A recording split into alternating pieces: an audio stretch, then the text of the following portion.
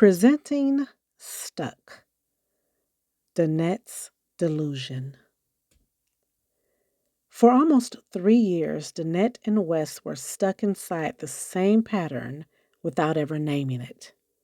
It started the way these things that may be good to you, but not good for you, always did. Easy and deceptively light.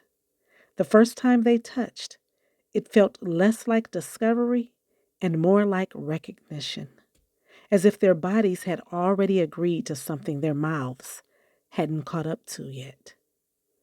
The chemistry between them was immediate and undeniable, the kind that made everything else disappear from the room. When Wes kissed her, Danette forgot her own rules. When he pulled her close, the world narrowed down to heat and breath and the quiet certainty that this, whatever it was, worked. That was the hook. What followed was the cycle. They would lean in for weeks, sometimes months, late nights, lingering looks, conversations that stretched until neither of them remembered how they started.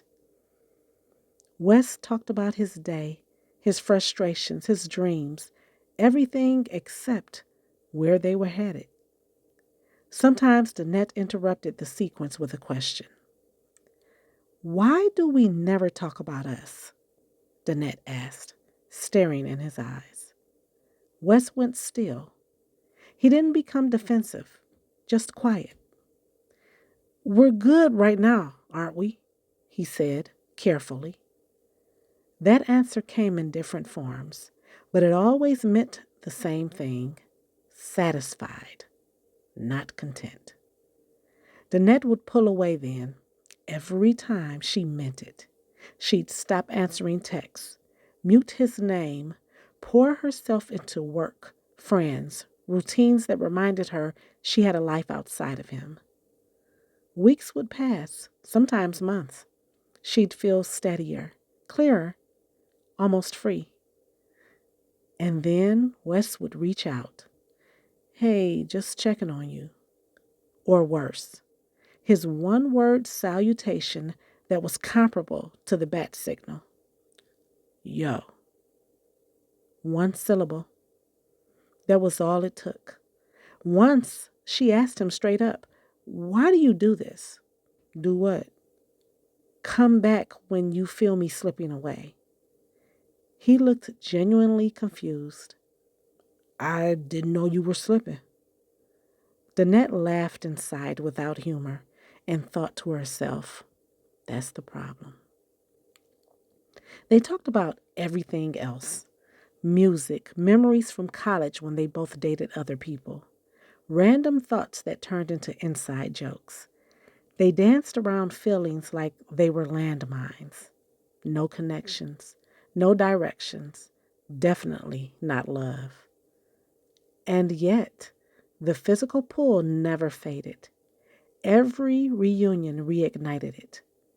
Hands finding familiar places. The way Wes's voice softened when he said her name. The way Danette melted despite herself, hating how easy it was to forget her resolve when he was close. Their bodies spoke fluently even when their words failed them. Wes would be inside her, then lie beside her. Afterward, silence always crept back in. Danette would lie awake, questions in her mind. Am I asking for too much? Am I imagining depth where there is none? The whisper came again and again. Just give it a little longer. Some nights she answered herself out loud. This is literally driving me out of my mind. But the cycle continued. 32 months of leaving and returning, of pleasure followed by doubt, of knowing and ignoring what she knew. She was stuck. The last time she saw him, their exchange nearly broke her open. The argument wasn't dramatic. It rarely was. I need to know what this is, Danette said, standing in her kitchen.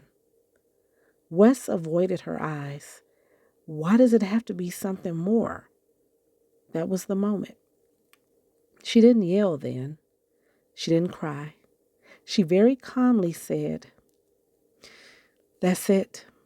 We are either in a committed relationship or we can go back to just being old friends from college who used to know each other. This on again, off again has worn out its welcome. I can't have this conversation with you right now. I got too much going on in my head. I'll hit you up later." She nodded, let him leave, and held herself together just long enough to lock the door behind him. That was 18 days ago.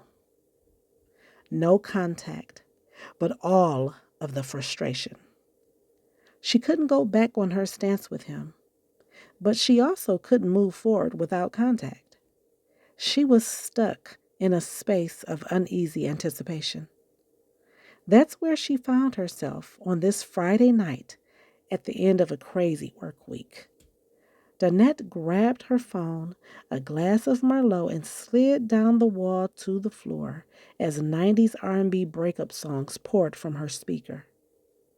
Like clockwork, she picked up her phone out of habit, scrolling, numbing. Then she saw it. A mutual friend's social media story. Checking in at the House of Creole, Euclid Avenue. Her eyes jumped from balloons to champagne glasses to smiles, and there, standing beside a woman Danette had never seen before, was Wes. The caption read, "Engagement Party Vibes," with Wesley Doberman tagged underneath, along with the mystery woman, Alana, who had just become Danette's biggest nemesis. The room tilted. Danette sat up so fast the world spun. Rage flooded her, hot, violent, consuming. 32 months rewound in her mind all at once. Every moment of silence, every non-answer, every "we're good right now, right?" Her hands shook as she stared at the screen, chest heaving, heart pounding like it wanted out. "I know you fucking lying," she whispered. She laughed then, a sharp broken sound as tears blurred the image. Her own music is still playing in the background. Whitney Houston painfully but smoothly bellowed out the chorus to Heartbreak Hotel. The lyrics felt invasive, accurate, cruel. Her phone buzzed with a text notification from her friend Brooke, then her cousin Cadence. She swiped the notifications away quickly to see what she really didn't want to, but just had to see. The comments. "So looking forward to the wedding. Hashtag Black Love. Aw, they're so cute together. Okay, I see y'all." She screamed until her throat burned, sobbed until her ribs ached. A plate shattered against the wall, an accident, she told herself, though it felt intentional. Rage and grief tangling in her chest, knowing this wasn't over, not by a long shot. And somewhere between the anger and the music, questions ran through her mind like they were racing each other to be first in making her completely crash out.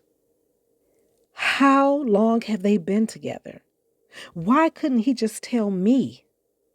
Does this mean I've been the side chick? Where did they even meet? How did she get him to commit?